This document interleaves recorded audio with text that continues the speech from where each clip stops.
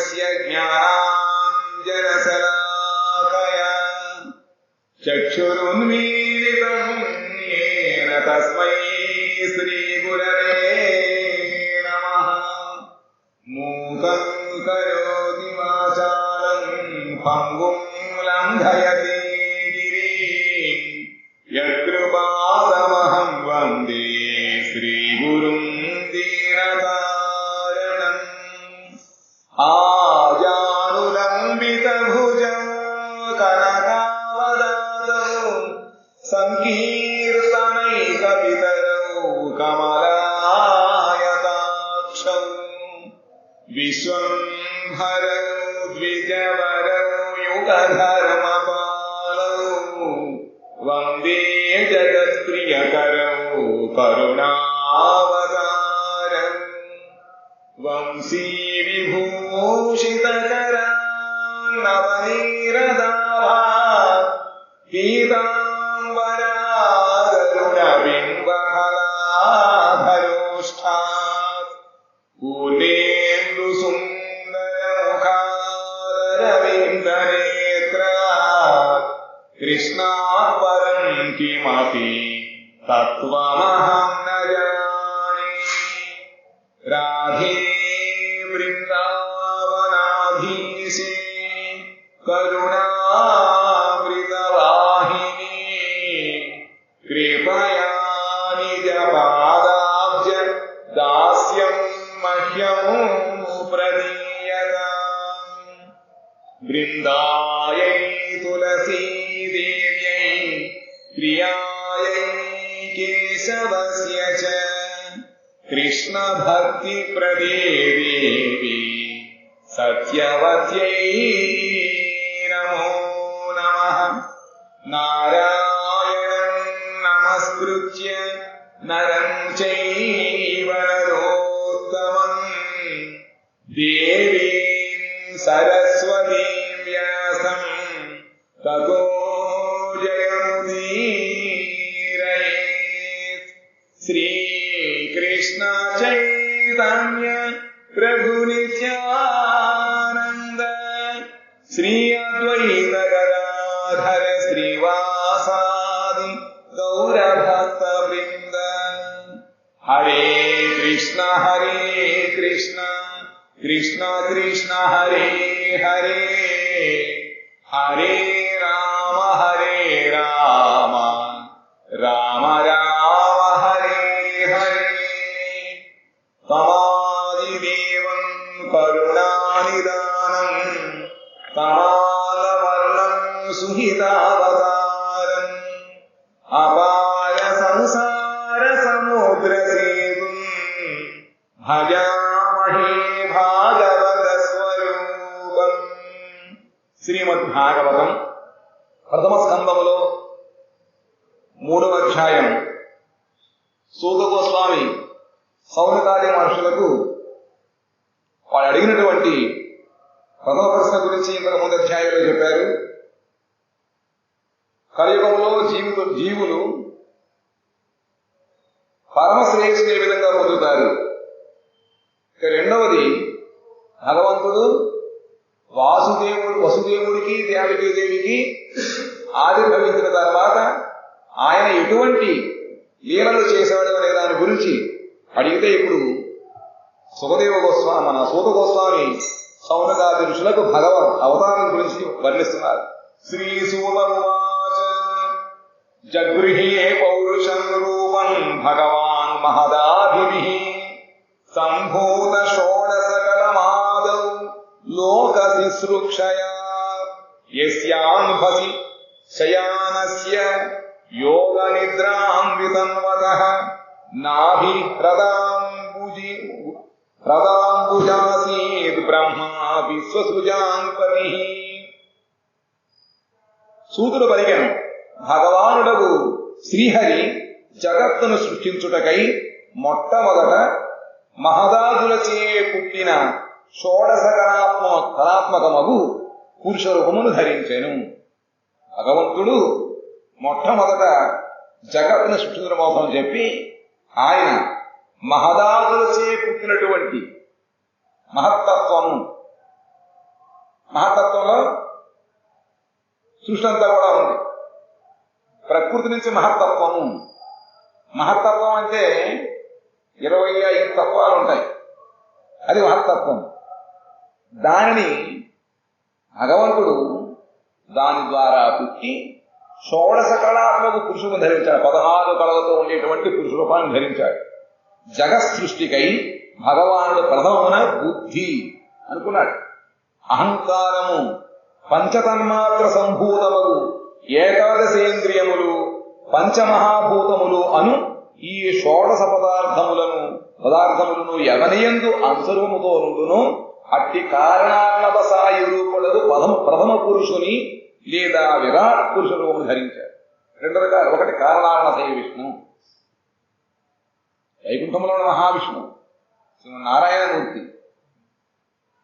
ఆయన అనుకున్నాడు అన్నమాట. అనుకోవడం అనుకుంటే మనస్సు ఉంటుందా అని వెళ్తూ ఉంటారు. మనస్సు ఉంది కానీ ఈ ప్రాపంచిక మనస్సు కాదు. అప్పటికి ఇంకా ప్రాకృత సృష్టి కాలేదు కాబట్టి అప్పుడున్నటువంటి భగవంతుడి యొక్క మనస్సు చిన్నమయ మనస్సు, మనలాంటి మనస్సు కాదు. మళ్ళీ ఇక్కడ సృష్టి వచ్చిన మనస్సు వేరు. అక్కడ మనకేను అద్వైతం తేడా వస్తుంది. సంకల్పం ఏంటి? ఆయన సంకల్పం ఉండదు కదా అంటారు. మనలాంటి సంకల్పం కాదు అది. అప్పటికి ఇంకా ప్రాకృత సృష్టి కాలేదు కాబట్టి ఆయన యొక్క సంకల్పం అంతా కూడా అది నిత్య సత్య సంకల్పం అన్నమాట. ఎప్పుడైతే భగవంతుడు సృష్టి చేయాలనుకున్నాడో అప్పుడు కారణాల విష్ణు వచ్చాడనమాట. అది ప్రథమ పురుషావతారము. అందులో ఏమున్నాయిగా? ప్రథమన బుద్ధి, అహంకారము 2 వచ్చాయి. పంచతన్మాత్రలు అంటే ఏంది? పంచపాండవులు అంటే ఎంత చెప్తాం? అందులో పంచ అర్థం. అలాగే ఇక్కడ కూడా ఉంది. పంచతన్మాత్రలు అంటే 5. తన్మాత్ర అంటే శబ్ద, స్పర్శ, రూప, రస, గంధములు. ఈ 5 పంచతన్మాత్రలు. దాని తర్వాత ఏకాదశ ఇంద్రియములు, పంచకర్మేంద్రియాలు, పంచ జ్ఞానేంద్రియములు, ఒక మనస్సు. ఆ పంచకర్మేంద్రియాలు జ్ఞానేంద్రియాలు ఏమి చెప్తారా ఒకసారి? జ్ఞానేంద్రియాలు కళ్ళు, ముక్కు, చెవులు, నాలుక, చర్మము. కర్మేంద్రియాలు కాళ్ళు చేతులు ఉన్నాయిగా. ఇవి పంచ కర్మేంద్రియాలు. దేని ద్వారా కర్మ చేస్తామో కర్మేంద్రియాలు. వాక్, పాణి, పాయ, ఉపస్థ, జ్ఞానేంద్రియం. జ్ఞానేంద్రియం అంటే దేని ద్వారా మనం జ్ఞానాన్ని సంపాదిస్తాము. కన్ను, ముక్కు, చెవి, నాలుక, చర్మం. అంతేనా? అది 5 10.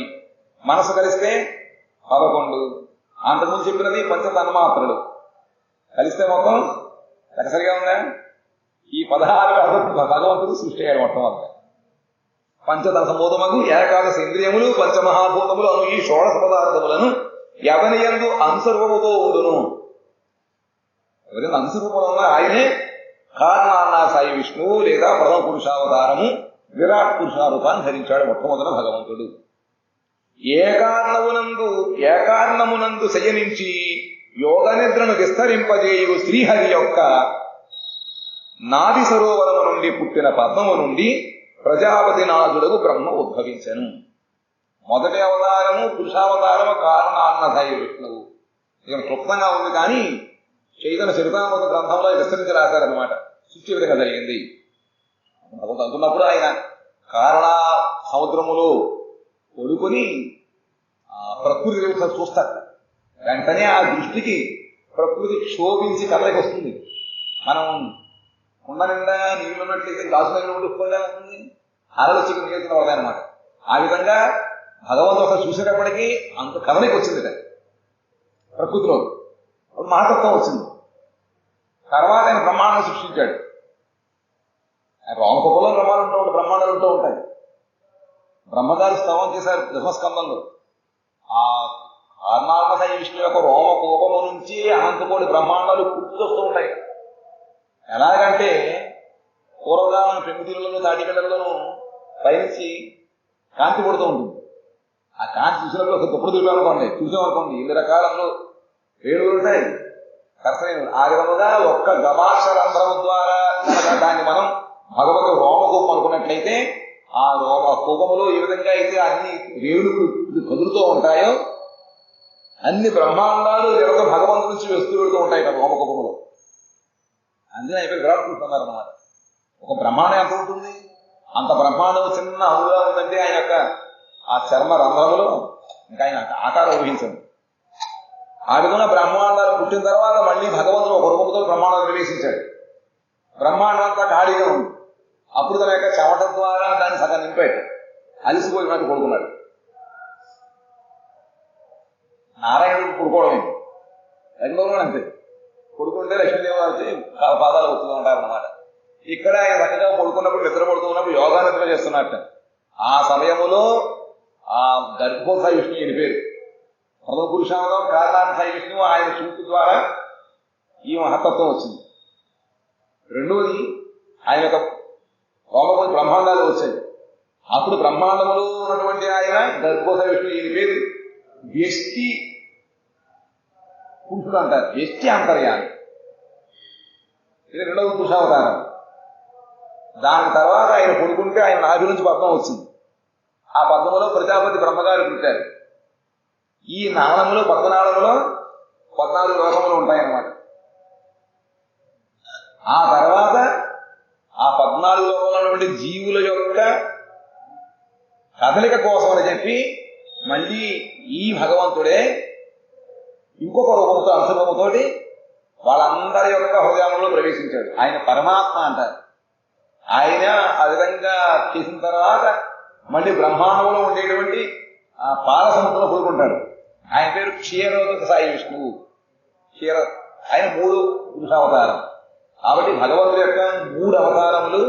ప్రథమ పురుషావతారం కారణాసాయి విష్ణువు, ద్వితీయ పురుషావతారం గర్భసాయి విష్ణువు, తృతీయ పురుషావతారం క్షీరసాయి విష్ణువు. ఈ క్షీరసముద్రం నుండి ఈయన దగ్గరికే భూదేవి పెడుతుందన్నమాట. ఆరాక్రాంతం అసులు పెరిగిపోయినప్పుడు భగవంతుడు నేను భారాన్ని భరించలేకపోతున్నాను, కిందకి వెళ్ళిపోతున్నాను, కాబట్టి త్వరగా నువ్వు అవతరించి ఈ పాపులందరూ కూడా శుభ్రంగా నువ్వు సంహరించి మళ్ళీ నన్ను తేలికగా చెయ్యి, అప్పుడు నేను ఉండగలుగుతానని చెప్పి ప్రార్థిస్తే అప్పుడు ఆ క్షీరసాయి విష్ణు 3 పురుషావతారం నుంచి అవతారాలు వస్తూ ఉంటాయి. ఈ నారాయణ మూలమని మన కృష్ణుడే. అందుకనే ఈశ్వర పరమకృష్ణ సచ్చిదానంద విగ్రహాదిరాది గోవింద సర్వకారణ కారణం అంటారు. ఇది అక్కడ దొరకదు మీకు.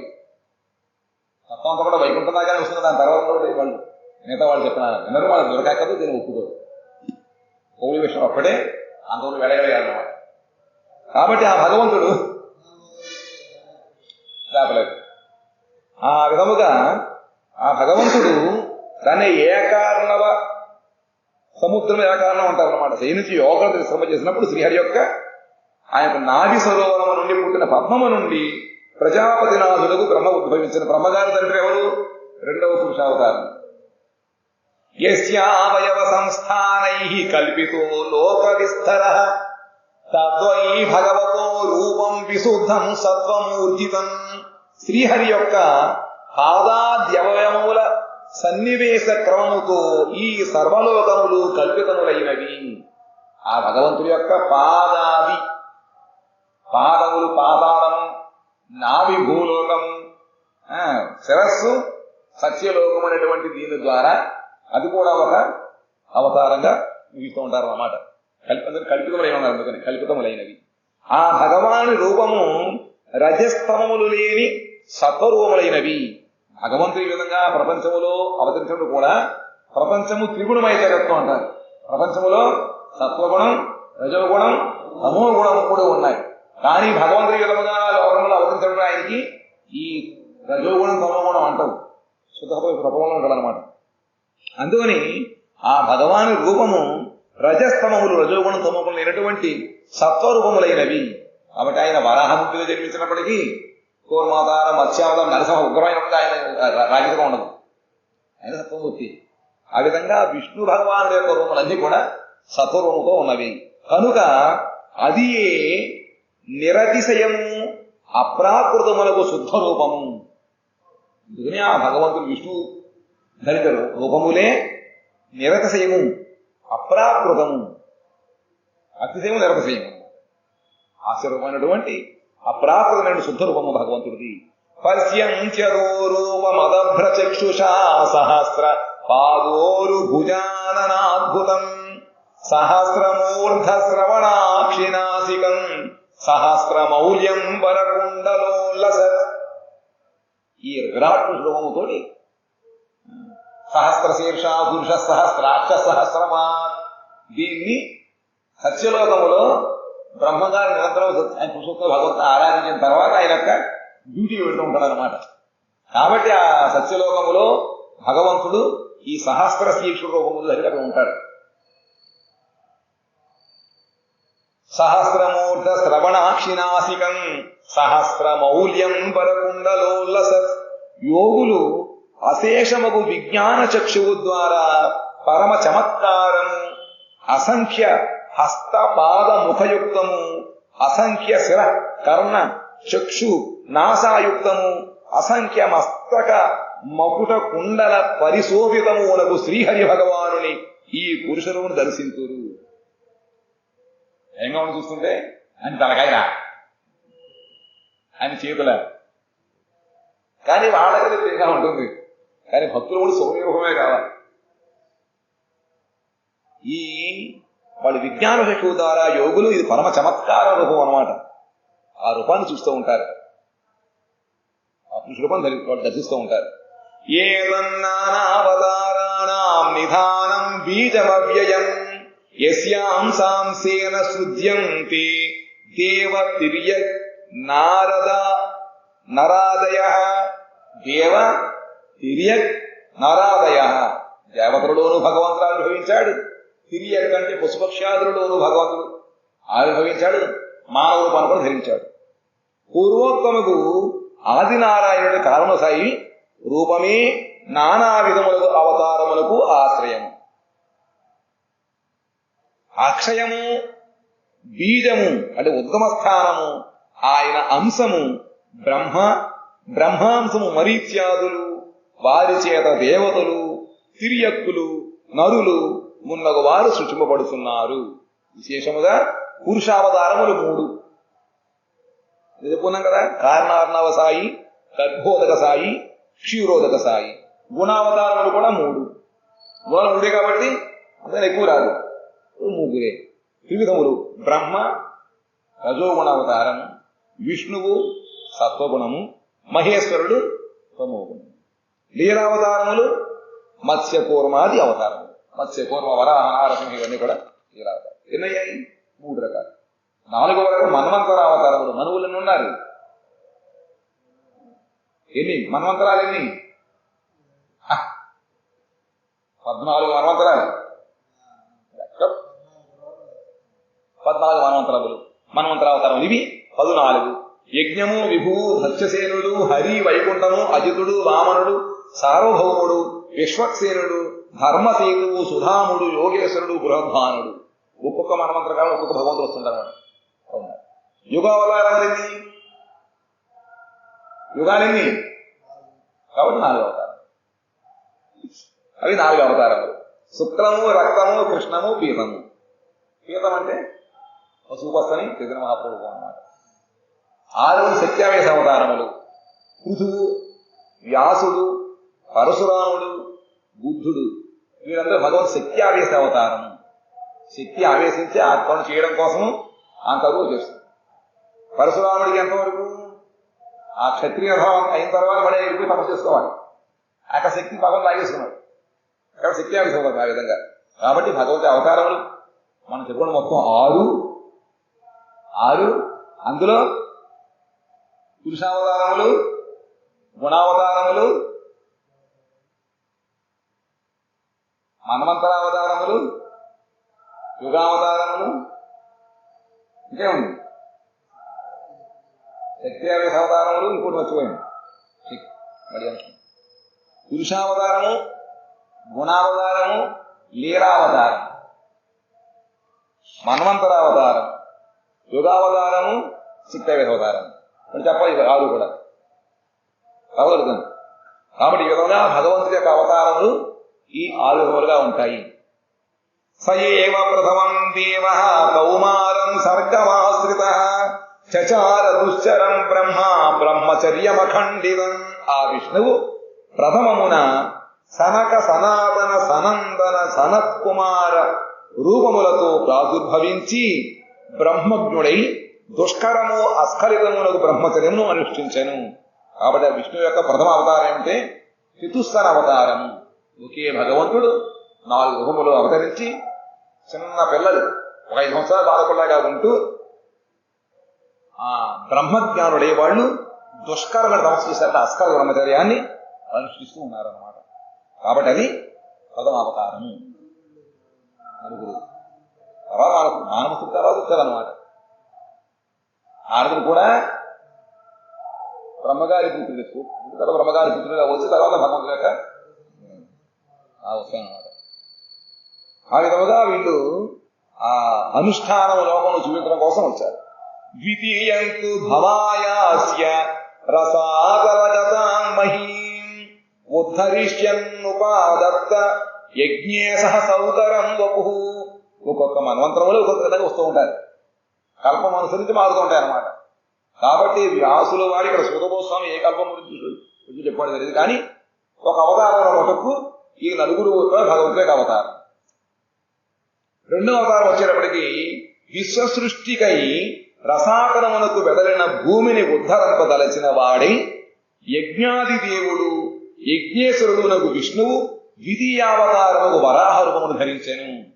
మన యొక్క గణనం ప్రకారం ప్రథమ మేనావతారం, తర్వాత కూర్మావతారం, తర్వాత వరాహావతారం. ఇక్కడ ద్వితీయం వచ్చేటప్పటికి వరాహావతారం. ఎందుకు ఎత్తే ఆయన బ్రహ్మగారి విశ్వాన్ని సృష్టించడం కోసం వదిలి చూసినప్పటికీ ఆయన సామాన్యులు కొట్టుకుపోయాడు. ఆఫీస్ తెరవాలి, భగవద్ ఆరాధన అయిపోయింది, వచ్చి కూర్చున్నాడు. అయ్యో నవ్వులు కాబట్టి రాత్రి దొంగలు ఎత్తుకుపోయారు. దొంగలు వచ్చి రాత్రి ఎత్తుకుపోయాడు. జ్ఞానంలో భగవంతుడు ప్రార్థించాడు. భగవంతుడు ఆ బ్రహ్మ యొక్క బ్రహ్మ తుమ్మితే ఆయన ముక్కుండి పడ్డాడు. ఆటకింతంత ఉత్తి పెరుగుతూ పెద్ద శిఖరం అంతా అయిపోయాడు అనమాట. వారాహ రూపాన్ని ధరించి అప్పుడు ప్రసాదంలో కూడిపోయి ఉండే ఆ హిరణ్యాక్షుని వధించి మళ్ళీ ఆ కుడిది పెట్టి వచ్చాడు. ఇది ఈ రకరకాల రెండవ అవతారం. ఉద్ధరిష్యం విశ్వసృష్టికి రసాతలములకు వెడలిన భూమిని ఉద్ధరింపదలచిన వాడై యజ్ఞాది దేవుడు యజ్ఞుడైనటువంటి విష్ణు ద్వితీయావతారం వరాహ రూపము ధరించను. తృతీయం ఋషి సర్గం వై దేవర్షిత్వముపేత్య సహ తంత్రం సాధత్వమాచష్ట నైష్కర్మ్యం కర్మణాం యతః. మూడవది ఆర్షావతారము. దానిలో భగవానుడు దేవర్షిత్వము అనగా నారదావతారమును ధరించి సాత్వత అంటే వైష్ణవ తంత్రమును పంచరాత్ర ఆగమము నారద పంచరాత్రం అన్నమాట బోధించాడు. దాని పంచరాత్రం వలన కర్మలకు వర్ణాశ్రమానుష్ఠానములు నైష్కర్మ్యము కర్మ బంధ ముక్తి కలుగును. మూడవ అవతారములో ఆర్షావతారం. ఆర్ష అంటే ఆర్షులు అంటే తత్వజ్ఞానులు, మహాభాగవతోత్తములు. అందుకనే మనం వచ్చింది ఆర్షవాక్యములు దోషములు ఉండవని చెప్పి. అంటే అటువంటి మహాభాగవతోత్తముల యొక్క వాక్యములో దోషమయం ఉండవు. భ్రమ, ప్రమాద, కర్ణాపాట, ఎక్కువ లక్షణాలు 4 దోషాలు మన మాటల్లో ఉంటాయి. మన దృష్టిలో కానీ, మన ఇంద్రియాల్లో కానీ, మన జ్ఞానంలో కానీ. కానీ ఆర్షులు అంటే వాళ్ళలో ఇటువంటి దోషం ఉండదన్నమాట. వాళ్ళు త్రికాలజ్ఞులు, త్రికాల దర్శులు. కాబట్టి అటువంటి వాళ్ళలో భగవంతుడు నారద అవతారం, దేవర్షి దేవతలలో ఋషి అన్నమాట. అటువంటి నారదను ధరించి ఆయన నారద పంచరాత్ర ఆగమాన్ని బోధిస్తూ వర్ణాశ్రమ అనుష్ఠానములు తద్వారా కర్మబంధన ముక్తి కలిగే విధానాన్ని ఆయన బోధించాడు. నారద నారం దదాతి, ఇది నారద అంటే జ్ఞానము లోకం అందించేవాడు నారదు. అందుకని లోకానికి గురువు అయ్యాడు. ఆయన్ని దేవతలు రాక్షసులు అందరూ కూడా పూజిస్తామని పూజిస్తూ ఉంటారు. తుర్యే ధర్మ కళా సర్గే నర నారాయణ ఋషి భూత్వాత్మోపశమోపేతం అతరో దుశ్చరంతవ. చతుర్థవతారమగు ధర్ముని కళ భార్యకు మూర్తి గర్భము నుండి భగవానుడు నరనారాయణ ఋషుల రూపముతో అవతరించి ఆత్మ ప్రసన్నత విధాయకము దుష్కరమునకు తపస్సును నరించెను. ప్రథమావతారంలో ఒకే సమయంలో నలుగురు అవతరించాడు. 4వ అవతారంలో ఇద్దరుగా నరనారాయణులు ఋషుడు రూపంతో ఆయన అవతరించి ఆత్మ ప్రసన్నత విధాయకము, దేని వలన మన యొక్క ఆత్మ ప్రసన్నత పొందుతాము అటువంటి దుష్కరమైన తపస్సుని ఇప్పటి కూడా చేస్తున్నారు. ఎక్కడ? బద్రికాశ్రమంలో నరనారాయణుడు వెళుచరా. పంచమహ కపిలో నామా సిద్ధేశ కాల విప్లుతం ప్రోవాచాసురయే సాంఖ్యం తత్వగ్రామ వినిర్ణయం. 5వ అవతారమున ఆయన సిద్ధులలో శ్రేష్ఠుడు కపిలుని రూపమును అవతరించెను. కపిలావతారం 5వది. కాలవశమున నష్టప్రాయములైన తత్వమును నిర్ణయించు సాంఖ్య దర్శనమును ఆసురీయను బ్రాహ్మణులకు ఉపదేశించను. దీనిని మనం వైష్ణవుని ఆదరించాలన్నమాట. సాంఖ్య దర్శనము దీనిని కపిలుడు ఆయన ఆవిర్భవించి చేశాడు. ఇది 5వ అవతారం. షష్టమత్రేరపత్యత్వం వృతః ప్రాప్తో అనసూయయా అన్వీక్షకీమనార్కాయ ప్రహ్లాదాదిభ్య ఊచివాన్. అత్రి భార్య ఎవరు? అనసూయాదేవి. అనసూయచే యాచింపబడిన వాడై ఆయన 6వ అవతారమున అత్రి ఋషికి దత్తాత్రేయుడను పేరుతో పుత్రునిగా జన్మించి అలర్కుడు అను బ్రాహ్మణునకు ప్రహ్లాదునకు హైహయాది రాజులకు ఆత్మ విద్యను ఉపదేశించెను. ఇది 6వ అవతారము. దత్తాత్రేయుడు ఎవరికి పుట్టాడు? అత్రికి, అనసూయాదేవి. ఆ విధంగా ఆయన అవతరించి తత్వమతోడు గురువుగా ఆయన ప్రహ్లాదుడికి అలర్కుడికి హైహయాది రాజులకు తత్వజ్ఞానం ఇచ్చాడు. తత సప్తమ ఆకూత్యాం రుచేర్యజ్ఞోభ్యజాత జాయత సయామాద్యైః సురగుణైరపాత్ స్వాయం భువాంతరం. పిమ్మట 7వ అవతారమున రుచి అను బ్రాహ్మణునకు ఆకూతీయను ఆమె యందు ఆ భగవానుడు యజ్ఞరూపమును అవతరించెను. యజ్ఞరూపుడకు ఆ హరి తన పుత్రులకు యామాదులైన దేవతలతో కూడా స్వయంభువ మన్వంతరమును రక్షించెను. 7వ అవతారములో భగవంతుడు యజ్ఞరూపం అనుసరించాడు. అవతరించాడు యజ్ఞరూపము, యజ్ఞపురుడు అన్నమాట. అని ఆయన స్వయంభువ మన్వంతరము మనువును రక్షించాడు. అష్టమే మేరు దేవ్యాంతు నాభేర్జాత ఉరుక్రమః దర్శయన్ పద్మధీరాణాం సర్వాశ్రమ నమస్కృతం. 8వ అవతారమున అగ్నిత్రుని పుత్రులకు నాభికి మేరుదేవి యందు విష్ణువు సర్వాశ్రమ పూజ్యుడు పారమహంస్యము నగు మార్గమును బుద్ధిమంతులకు చూపుటకై వృషభదేవుడుగా అవతరించెను. వృషభదేవుడు నాభికి మేరుకు అనమాట. ఆ వృషభదేవుడు ఇందాక పేరు ఋషిభిర్యాసితో భేదే నవం పార్థివం వపుః దుగ్ధే మామోషధీర్విప్రాస్కేనాయంస ఉసత్తమః. 8వ అవతారం అయిపోయింది. విప్రులారా మునులచే ప్రార్థుడై భగవానుడు 9వ అవతారమున పృథివీ నుండి ఓషములన్నింటినీ పిండెను. అందువలన ఈ అవతారము పరమ రమణీయమైనది. ఎవరైనా పృథు చక్రవర్తి ఆ పృథువులు వచ్చినప్పటికీ ఈయన ఎలా వచ్చాడంటే వేణురాజు గారి యొక్క శరీరాన్ని మథనం చేసినప్పుడు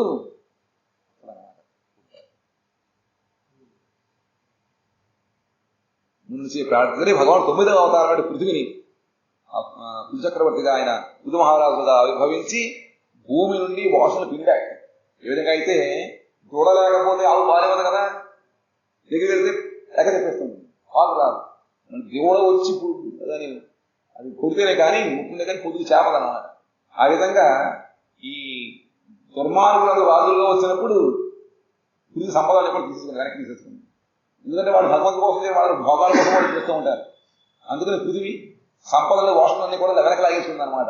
అప్పుడు పృథు చక్రవర్తి ఆయన దూరముగా ఆ పృథివిని ఆదరించి ఆరాధించి ఈయమ్మ ఈయమ్మ అని చెప్పి అడిగితే అప్పుడు అన్నీ కూడా ఇచ్చిందనమాట. ఆ విధముగా ఆయన మునుడు ద్వారా ప్రార్థింపబడిన వాడై వాసనకు పిండాడు అనమాట. రూపం సదగృహ్యే మాస్యం చాక్షుషోదధి సంప్లవే నావ్యారోప్య మహీమయ్యామపాద్వైవస్వతం మను. 10వ అవతారమున ఆ భగవానుడు చాక్షుష మన్వంతరమునందు సముద్రం ఉప్పొంగగా మత్స్యావతారమును ధరించెను. పృథివీ యను నౌక యందు కూర్చుండబెట్టి సూర్యపుత్రులకు వైవస్వతమును రక్షించెను. మన రాజుగారే కదా, మన రాజుగారే. ఎవరైనా వైవస్వతములు మన వైవస్వతం అంటారు. ఇది బ్రహ్మగారి యొక్క మధ్యాహ్న సమయం అన్నమాట. 14 మంది మనువులలో ఈయన 7వ. ఈయన యొక్క మన్వంతర కాలంలో భగవంతుడు ఆ విధముగా ఆయన సముద్రాన్ని ఉప్పొంగగా మత్స్యావతారం ధరించాడు. ధరించి పృథివీను నౌక యందు కూర్చుండబెట్టి సూర్యపుత్రుడైన మనువుని వైవస్వతమును రక్షించాడు అన్నమాట. సురాసురాణాముదధిం మథ్నతాం మందరాచలం దధ్రియే కమఠ రూపేణ కృష్ణ ఏకాదశి విభు. ఇది 11వ అవతారం. 11వ అవతారములో భగవంతుడు అయినటువంటి ఆ శ్రీహరి పూర్ణ రూపముతో సముద్రమును మధించు దేవదానుల నిమిత్తమై మందర పర్వతము తన వీపుపై ధరించెను. మందరాచలముని పట్టుకొచ్చారట. దేవతను సంహరింపబడుతున్నారు కాబట్టి ఆ దేవతల యొక్క బతుకు తెరువు కోసం అని చెప్పి మళ్ళీ భగవంతుడే వాళ్ళకి ఉపాయం చెప్పాట. ఈ సముద్రాన్ని ఆధానం చేయండి, వందనం చేస్తే అప్పుడు అమృతం పుడుతుంది. ఆ అమృతం మీరు తాగినట్లయితే మీరు అమరత్వం పొంది వాళ్ళు చక్కగా యుద్ధాన్ని చేయగలుగుతారు అని చెప్పి. దాంతో మళ్ళీ మీరు వాళ్ళ సహాయం కావాలి. అవసరంలో బలం ఎక్కువ కాబట్టి వీళ్ళు చిక్కిపోయారు దేవతలు. వాళ్ళ సహాయం కావాలి కాబట్టి ఇద్దరు వాళ్ళు తీసుకొని ఒప్పుకున్నారు. మొత్తం మీద భగవంతుడు వాళ్ళ బుద్ధి ప్రేరేపించి చేయించిన తర్వాత మరి ఎలాగో శరకడం మధ్య కవం కావాలి. మజ్జిగ చేయాలంటే మందవతిని సుఖరమ్మన్నారు. ఆ తేపాలంటే మళ్ళీ వాళ్ళు పోయగలుగుతారా? మళ్ళీ భగవంతుడే వచ్చాడు. భగవంతుడే మళ్ళీ గడుపుమంతుని పిలిచి ఆ గడుపుమంతుడి గారి మీద పెట్టి పొలం రాలని వచ్చిన తర్వాత దాన్ని దింపుతుంటే విరిగిపోతుంది. మళ్ళీ కూర్మావతారం ధరించాడు కింద పట్టుకుని తాగలు. దాన్ని మళ్ళీ చిరకాలి. చిరకాలంటే ఒక తాడు కావాలి. ఎక్కడా మళ్ళీ వాసుని పట్టుకొచ్చారు. వాసు పేసి పెట్టింది. దాన్ని నచ్చ చెప్పి నువ్వు పొడుగు నీకు ఒళ్ళు నీకు తెలియదులే, నాకు సుఖమాన్ని నా ఒళ్ళు నలిగిపోతుందంటే చెప్పి అందులో నిద్రపోవడం ధరించాడు భగవంతుడు. తిరుగుతుంటే మళ్ళీ దేవతలను అసురులు కూడా మళ్ళీ ఆయనే బలం రూపంలో ధరించి వాళ్ళకి ఆ పైన పడిపోతుంది. దేవతలు వెంటనే పైన ఆయన గౌతమ రూపాన్ని గురించి అట్లా పెట్టుకున్నారు. ఆ విధంగా ఈ సముద్రమంథనలో ఆయన బాహ్యముగా కూర్మావతారం ధరించాడు, కానీ అందులో నిజ శక్తి రూపంగా ధరించాడు. శక్తి రూపంగా ప్రవేశించి కార్యం చేయించాడు. ఆ 11వ అవతారంలో భగవానుడు మంత్ర పర్వతాన్ని మునిగిపోకుండా తన వీపు మీద ధరించడం కోసం ఆయన కూర్మ రూపాన్ని ధరించాడు. ఎందుకంటే మామూలుగా అయితే మరి ఉరిసిపోతుంది కాబట్టి కూర్మం అయితే పైన తాబేలు యొక్క పై చిప్ప గట్టిగా ఉంటుంది. అందుకు దాని రూపాన్ని ధరించేదాన్ని. ధాన్వంతరం ద్వాదశం త్రయోదశమేవ చ అపాయత్ సురాన్ అన్యాన్ మోహిన్యా మోహయన్ స్త్రియా. శ్రీహరి భగవానుడు 12వ అవతారము ధన్వంతరి రూపమును ధరించి సముద్రము నుండి అమృతహస్తుడై బయలుపడలేను. సముద్రమంత్రంలో 3 రకాల అవతారాలు ఉన్నాయి వినపడి. ఒకటి కూర్మావతారము, మందర పర్వతం మధ్యగా చివరలైన భగవద్ ధన్వంతర రూపాన్ని ధరించి వచ్చి అమృత కథ తీసుకొచ్చాడు. ఇది అందులో 2వది లెక్క ప్రకారం మనకి 12వ అవతారం. ఇంతనే 12 ధరించి సముద్రం నుండి అమృతహస్తుడు బయలుపడలను. 13వ అవతారమున ఆయన మోహిని రూపం ధరించి అసురులను వంచి దేవతలకు అమృతమును పంచిపెట్టాను. మళ్ళీ ఆయన ఆ తెచ్చిన అమృతాన్ని కాస్త వీళ్ళు తీసుకుపారిపోయి బాగా కాబట్టి అసురులు దేశాన్ని పట్టుకుపోయాడు. దొంగలు పారిపోతున్నారు. మళ్ళీ వాళ్ళని తీసుకొచ్చి, ఎందుకంటే వాళ్ళ కనుక పాలు విషభుజంతో పాములు పాలు పోసి పెంచితే ఏమవుతుంది? అంటకంగా తయారవుతుంది. అందుకని వీళ్ళు అటువంటి వాళ్ళు. వీళ్ళ కనుక మనం ఆయుష్ పని అవుతుంది. భగవంతు ధర్మాన్ని ఇంకా లోకంలో ప్రచారం చేయలేడు, ధర్మం సాధించలేడు, అధర్మం చూపిపోతారు అన్నమాట. అందుకని వాళ్ళక చిక్కకుండా అమృతాన్ని దేవతలు పట్టుకోవడం కోసం చెప్పి ఆయన మోహి రూపాన్ని ధరించి వాళ్ళని మాయ చేసి అమృతాన్ని దేవతలకి తాగించారు. ఇది 13వ అవతారం. చతుర్దశం నారసింహం బిభ్రదైత్యేంద్రమూర్జితం దదారకరదైరూరావేరకాం వేరకాం కటకృద్యత. 14వ అవతారమును నృసింహరూపమును ధరించి గర్వితుడు అసురరాజు అవు హిరణ్యకశిపుని తొరలపై నుంచుకొని చాపలల్లు వాడు వెదురుబడ్డను చీల్చినట్లు గోళ్లచే చీల్చివేశాడు. ఉదాహరణ చూడండి. ఇది 14వ అవతారము. ఈ నృసింహదేవుడు తన వాడి గోళ్ల ద్వారా ఆ ప్రహ్లాదు తండ్రినటువంటి హిరణ్యకశిపుడిని ఇది సన్నబడేశాడు. పంచదశం వామనకం కృత్వా గదాధ్వరం బలే పదత్రయం యాచమానః ప్రత్యాదిత్సుస్త్రివిస్తపం. ఈ శ్రీహరి భగవానుడు చక్రవర్తిని వంచించి దేవతలకు స్వర్గమును ఇప్పింపదలచి 15వ అగు వామనావతారమును ధరించి 3 అడుగుల భూమిని అడుగుటకై అతని యజ్ఞభూమికై వెడలను. బలిచక్రవర్తి దగ్గర నుంచి భూమిని తీసుకోవాలి కాబట్టి ఆయన కూడా భక్తుడే. మరి ఏం చేయాలి? కాకులు కుదరదు కాబట్టి యాసని బయలుదేరాడు వామన రూపాన్ని ధరించి. అవతారే షోడసమే పశ్యన్ బ్రహ్మ గృహో నృపాన్ త్రిసప్తకృత్వః కుపితో నిక్షత్రామకరోన్మహీం. విష్ణు భగవానుడు 15వ అవతారమేమో బలిచక్రవర్తి, 14 నరసింహస్వామి, 13 మోహిని,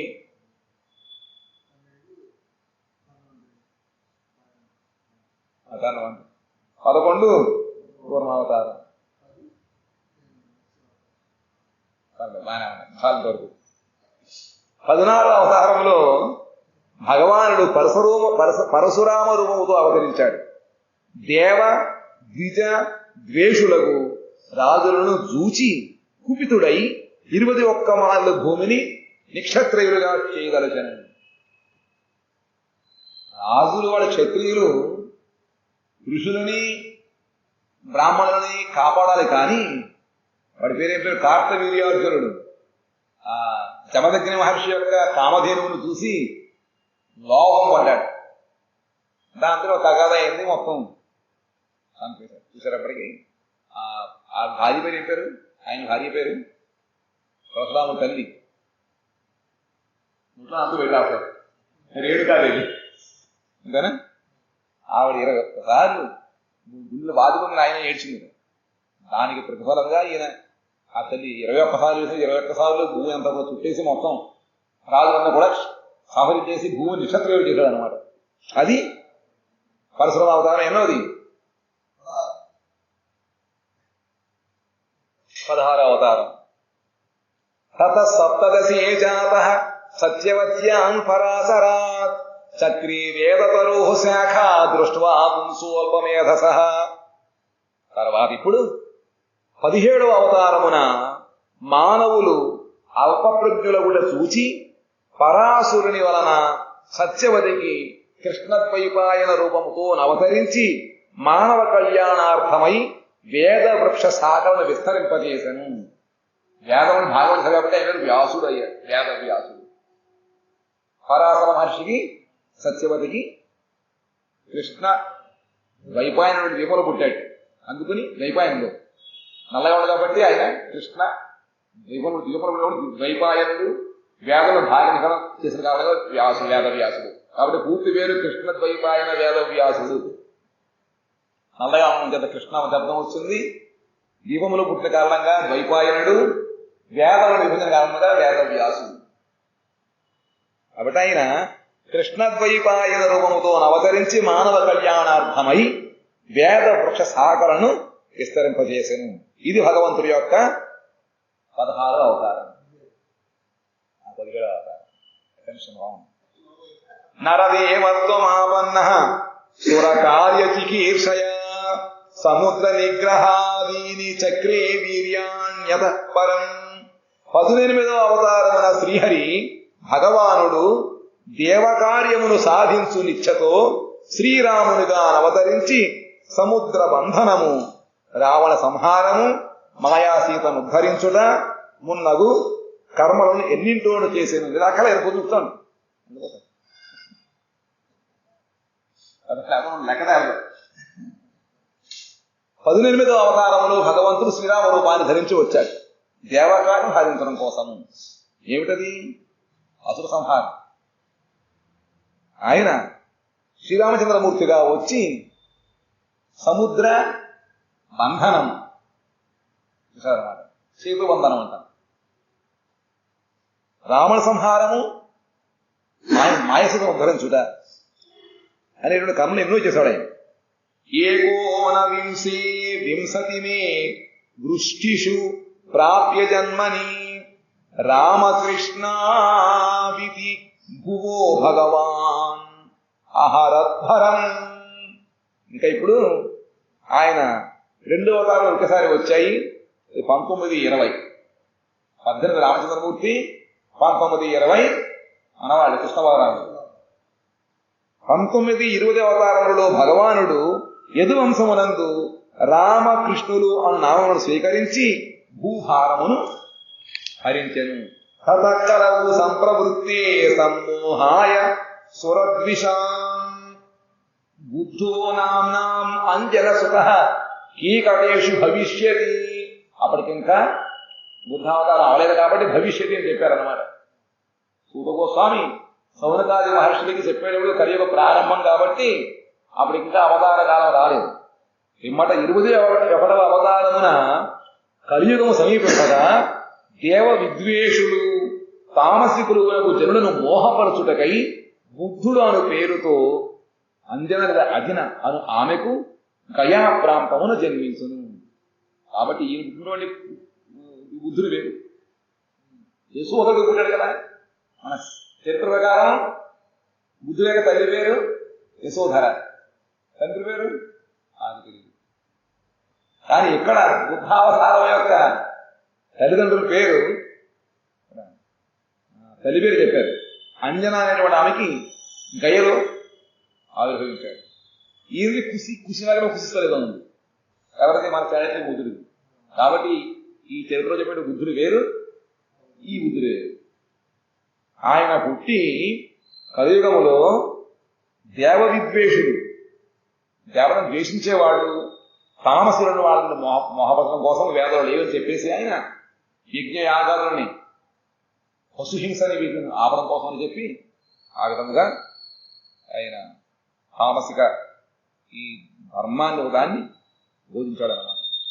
అథాసౌ యుగ సంధ్యాయాం దస్సు ప్రాయేషు రాజసు జనితా విష్ణు యశసో నామ్నా కల్కిర్ జగత్పతి.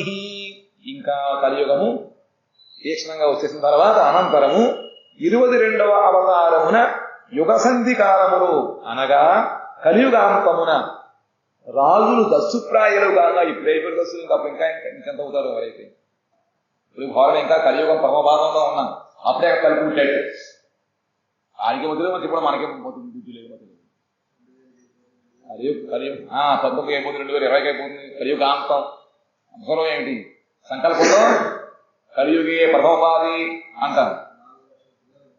432 సంవత్సరాలు కలియుగం మీద ఆయుష్.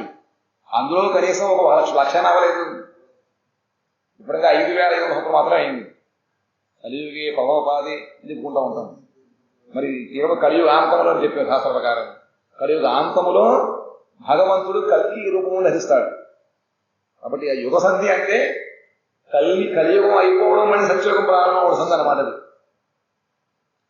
అటు యుగసంధి కాలములో అనగా కలియుగాంతమున రాజులు దస్సుప్రాయులు కాగా జగన్నాథుడకు ఈ విష్ణువు కల్కి అను పేరుతో ప్రసిద్ధుడై విష్ణుయసుడు అను బ్రాహ్మణుని గృహమున జన్మించును. తండ్రిగా గారు తీసుకోవాలి. ఆయన పేరు విష్ణుయసుడు. ఇది ఎక్కువగా సంబల్ అడవుల్లో పుడతారు, అంటే ఒలిస్తారన్నమాట. ఎక్కువగా జన్మించును. అవతారాహ సంఖ్యేయా హరే సత్వనిధేర్ద్విజా యథా విదాసినాః కుల్యాః సరసస్యు సహస్రశః. సౌనకాది ఋషులారా అక్షయముగు సరోవరము నుండి వేల కొలది స్వల్ప ప్రవాహములు బయలుపడినట్లు సరోవరం అక్షయంగా ఉంటుంది. దాని నుంచి ఎన్నో వేలాది నదులు బయటకు వస్తూ ఉంటాయి. హిమాలయాల మధ్య మధ్యలో ఉంటాయన్నమాట సరస్సులు. అక్కడి నుంచి మెల్లిమెల్లిగా ఒక గంగోత్రి, ఒక యమునోత్రి వస్తూ ఉంటాయి. ఒక్కసారిగా పెగిలిపోయింది, ఉతుకుపోయింది అంతా కూడా. ఇలా వస్తాయి ఆ విధముగానే ఇక్కడ భగవంతుడు కూడా వేల కొలది స్వల్ప ప్రవాహములు వస్తూ ఉంటాయి. ఆ విధంగా శ్రీహరైనటువంటి ఆ భగవంతుడి నుంచి అసంఖ్యేయములు అవతారములు బయలుదేరులు అవుతూ ఉంటాయి. అసంఖ్యేయముల అవతారములు ఎక్కడికి అవతారం వస్తూ ఉంటాయి అన్నమాట. ఋషయో మానవో దేవా మనుపుత్ర మహోజస కళాహ సర్వే హరేరేవ సప్రజాపతయ స్మృతాః. ప్రజాపతులు, మహావీర్యవంతులు అగు ఋషులు, మునువులు, మనువులు, దేవతలు, మానవులు వీరందరూ శ్రీహరియంశలు, విభూతులను చెప్పబడిరి. కాబట్టి ఇంకా విభూతిమత్సర్వం శ్రీమదూర్జితమేవా ఎక్కడ చెప్పారు? గీతలో భగవంతుడు 10వ అధ్యాయంలో తన విభూతి తాను ఏ విధంగా లోకంలో వ్యాపించి ఉంటాడు అనే యొక్క అవతారాలు ఏ విధంగా ఉంటాయో అని చెబుతూ ఎక్కడెక్కడైతే ఆశ్చర్యవిషయాలు ఉంటాయి అన్నీ కూడా అక్కడ నాయక శక్తులను తెలుసుకోని చెప్పారు. ఆ విధంగా ఎన్నో అవతారాలు భగవంతుడు ఉంటాయండి. ప్రజాపతులు గాను, మహావీర్యవంతులు, వీర్యంలో వీరత్వం, ఆ విధంగా ఋషులు, మనువులు, దేవతలు, మానవులు అందరూ కూడా అందులో ఎవరెవరైతే ఎక్కడెక్కడైతే గొప్పతనం ఉందో అంత కూడా భగవంతుడి యొక్క అంశాంశం. ఏకాంశైన సుధో జగత్ చెప్పక చెప్పాడు. జీవులందరూ కూడా భగవంతుడి యొక్క అంశలే, విభిన్నాంశములు అని చెప్పారన్నమాట. ఆ విధంగా చెబుతూ ఇక్కడ ఏమన్నారని ఈ విధంగా ఎన్నో అవతారాలు ఉన్నాయి. అయినప్పటికీ ఏచాంసకళాః పుంసః కృష్ణస్తు భగవాన్ స్వయం ఇంద్రారి వ్యాకులం లోకం రుణయంతి యుగే యుగే. పైన చెప్పబడిన బ్రహ్మాదులు పరమేశ్వరుని అంటే వాడు శివుడు కాదు, పరమేశ్వరుడు అంటే కృష్ణుడు, ఈశ్వర పరమ కృష్ణ సచ్చిదానంద విగ్రహం అని చెప్పి ఉందన్నమాట. ఈశత్వం ఉన్నవాడు ఈశ్వరుడు, ప్రభుత్వం. అటువంటి భగవంతుడి యొక్క అంశములు కళలు అయి ఉన్నవారు వారు దైత్యులచే కలత చెందిన జగత్తును ప్రతియుగంలోనూ కాపాడుతున్నారు. ఈ అవతారాలన్నీ కూడా ప్రతియుగంలోనూ కూడా దైత్యుల ద్వారా ధర్మములకు దాని వచ్చినప్పుడు భగవంతుడు అవతరించి ఆ అసుని సంహరిస్తూ ధర్మాన్ని కాపాడుతూ ఉంటాడు. కానీ కృష్ణుడు సాక్షాత్తు భగవానుడై ఉన్నాడు. ఇందులో మళ్ళీ కృష్ణుడు వాడుతున్న కృష్ణుడు సాక్షాత్తు భగవంతుడు. ఆయన నుంచి ఇవన్నీ వచ్చాయి. దానికి పెద్ద కామెంట్లు చదువుకునే మనం అర్థం కాదు. కృష్ణ భక్తులు కాబట్టి గౌరీ భక్తులు వీళ్ళే కృష్ణుడే అవతారి అంటున్నారు, అక్కడికి అవతారం వస్తున్నాయి అంటారు. కానీ మనకి ఎక్కడి నుంచి వస్తున్నాయి కదా నారాయణ నుంచి అనుకుంటూ ఉంటారు.